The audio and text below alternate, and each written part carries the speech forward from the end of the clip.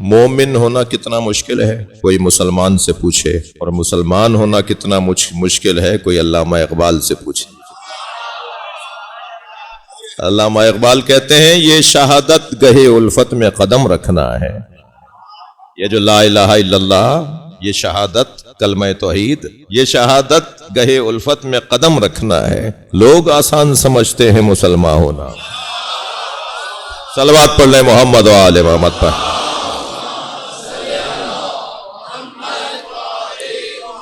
مسلمان ہونا کتنا مشکل ہے، کوئی سورہ حجرات میں اس آیت کو جا کے پڑھے جس میں اللہ اپنے حبیب سے کہتا ہے میرے نبی ان سے کہہ دو کہ قولوا اسلمنا، یہ جو بول رہے ہیں نا کہ ہم آمنا ایمان لے آئے، یہ نہ کہا کریں بلکہ کہا کریں ہم اسلام لے آئے۔ اور اسلام لانا کوئی حضرت سمیہ سے پوچھے، کوئی حضرت یاسر سے پوچھے، کوئی بلال حبشی سے پوچھے کہ مسلمان ہونا کتنا مشکل ہے۔ یہ کلمہ توحید زبان سے جاری کرنا لقلقہ زبانی کے تحت تو شاید مزہ رکھتا ہو، مگر جب پتہ چل جائے نا کہ یہ بولنے پر ہوگا کیا، اور پھر بھی وہ بولے تو پھر سمیہ اور یاسر بن کے سامنے آتا ہے۔ جی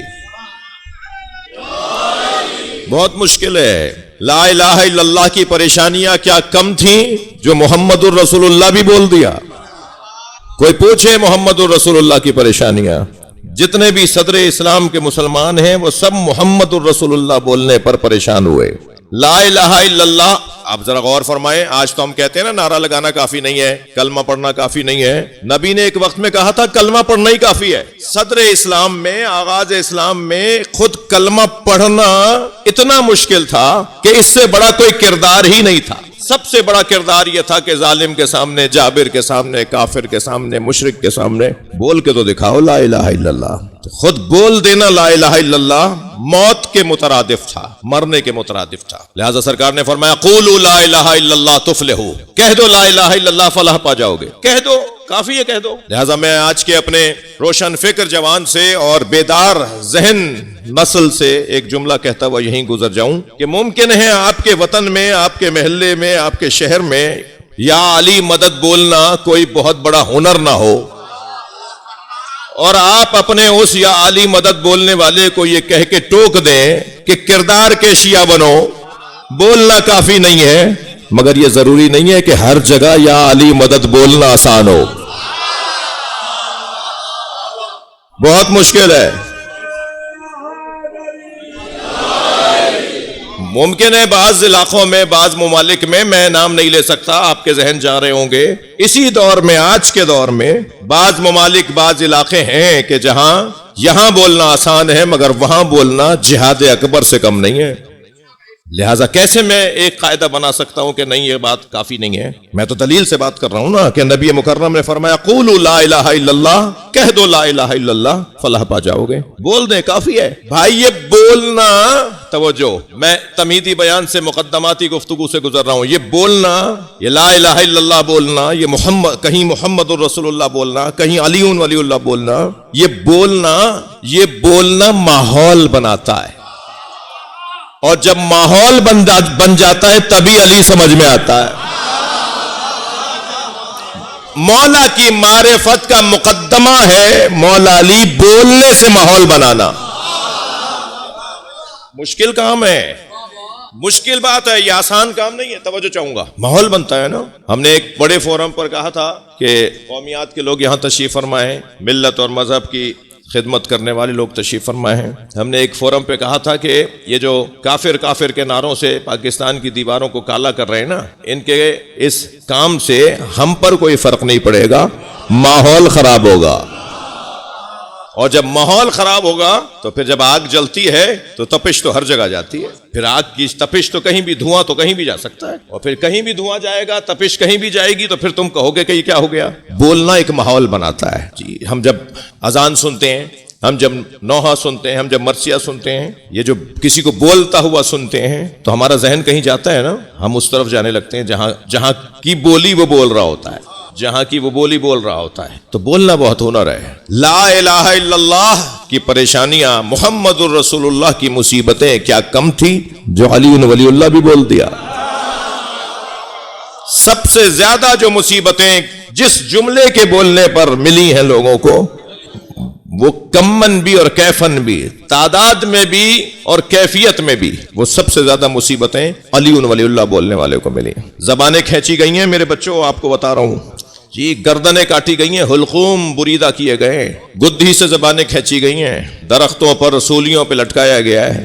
یہ آج اتنے اطمینان کے ساتھ میں اور آپ بیٹھ کر، مثال ٹھنڈی ہوا میں، بھرپور روشنیوں میں، اچھے فرش پر ہم جو آج آرام سے بیٹھ کر مولا کا ذکر سن رہے ہیں، اس کے پیچھے بڑی ریاضت ہے، اس کے پیچھے بڑی محنت ہے جی۔ بہت نقصان ہوا ہے، مجھے توفیق ہوئی ہے کہ میں 1994 سے قاسم بھائی کتاب لکھ رہا تھا، اپنے ذوق کا کام تھا، اور وہ الحمدللہ آپ کسی منزل پر پہنچا۔ 14 جلدوں میں جا کر ایک سیٹ تیار کیا ہے، 14 جلدیں، ہر جلد 700 صفحوں کی ہے۔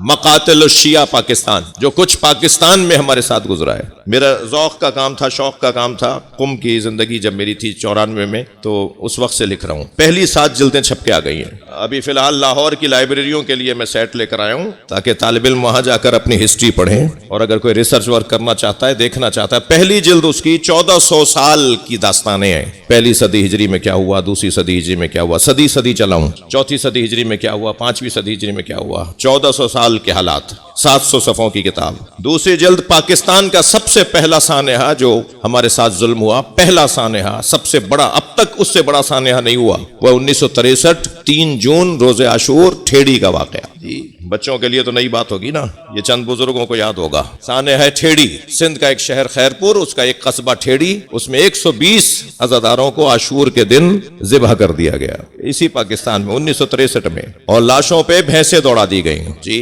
گردنیں علیحدہ کر دی گئیں، پھر لاشوں کو جلا دیا گیا، 200 سے زیادہ عزادار زخمی ہوئے۔ اس سانحے پر پوری جلد ہے۔ 92 شہروں میں، 63 میں، 1963 میں، چند بزرگوں کو میں دیکھ رہا ہوں جن کو میری بات یاد آ رہی ہوگی۔ میں تو خیر اس واقعے کے 10 سال بعد پیدا ہوا ہوں، مگر ریسرچ کی ہے، کام کیا ہے، اور میں کوئی اپنی کارکردگی بتانے تو یہاں آیا نہیں ہوں، مگر ایک بات آ گئی ہے کہ کیا ہوا ہے ہمارے ساتھ، اس لیے میں صرف ذکر کر رہا ہوں۔ 63 کا واقعہ، 92 شہروں میں پورے پاکستان میں حالات خراب ہوئے عاشور کے دن۔ 92 شہروں میں پاکستان میں شیعوں کے خلاف کام ہوا۔ سب سے زیادہ نقصان سندھ کے شہر خیرپور کے قصبہ ٹھیڑی میں ہوا جی۔ دوسری جلد، تیسری جلد صرف پاکستان میں جو علماء و ذاکرین شہید ہوئے ہیں، تیسری جلد ان پر ہے، جتنے بھی علماء و ذاکرین شہید ہوئے ہیں۔ چوتھی، 5ویں، 6ٹھی، 7ویں صرف کراچی کے حالات پر، 8ویں جلد اندرون سندھ کے حالات پر، 3 جلدیں پنجاب کے حالات پر، پھر 2 جلدیں ہر صوبے کے حالات میں، اس طرح جا کے 14 جلدوں میں مقاتل الشیعہ۔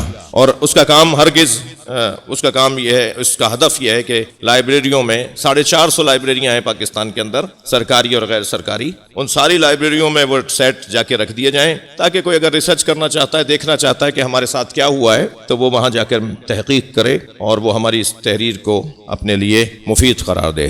بہت کچھ نقصان ہوا ہے۔ جو قومیں شہداء کو بھول جاتی ہیں، وہ قومیں کہیں نہ کہیں تنگ گلیوں میں آ جاتی ہیں، لیکن جو شہیدوں کو یاد رکھتی ہیں، ان کی شاہراہیں چوڑی اور بڑی ہوا کرتی ہیں، ان کا سفر بہت اچھا جاری رہتا ہے، اس لیے کہ ان کی پشت پر، ان کے پیچھے، ان کے نظریے کے پیچھے انہیں یاد ہوتا ہے کہ کیا کیا نقصان اور کیا کیا قربانیاں دی گئی ہیں۔ اور اگر کوئی مظلوموں کے ہدف کے خلاف کام کرے تو اسی کو فتنہ پرور، اسی کو باغی کہا جاتا ہے۔ مظلوموں کے فکر اور مظلوموں کا ساتھ نہ دینے والا صرف ان کی زندگیوں میں ساتھ نہ دینے والا نہیں ہوتا، بلکہ مظلوموں کا ساتھ نہ دینے والا وہ بھی ہوتا ہے جو مظلوموں کے اہداف میں رکاوٹ بن رہا ہو، اب چاہے وہ 100 سال کے بعد کوئی ایسا آ رہا ہو جو مظلوموں کے اہداف میں رکاوٹ بن رہا ہو۔ اور یاد رہے میرے بچوں جوانوں، ظالم کا ساتھ دینا مظلوم پر ایک اور ظلم ہے، لہذا ظالم کا ساتھ دینے والا بھی علی والا نہیں ہو سکتا، ظالم کا ساتھ دینے والا بھی کربلائی نہیں ہو سکتا۔ ایک صلوات پڑھیں تو میں عرض کرتا ہوں،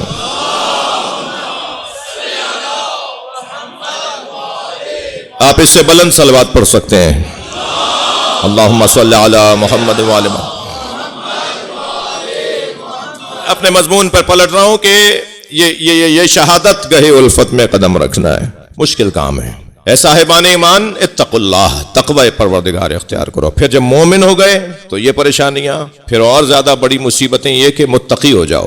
اللہ قبول بھی متقین سے کرتا ہے نا، اعمال قبول ہوتے ہیں متقیوں کے، اللہ اعمال قبول کرتا ہے صاحبان تقوی کے اعمال۔ جی آپ ٹھیک بیٹھیں، یہ ایک صلوات ہدیہ کریں، یہ جو مائک ہے نا اس میں خیال رکھیں۔ ایک اور بلند صلوات، اللہم صلی علی محمد وآل محمد۔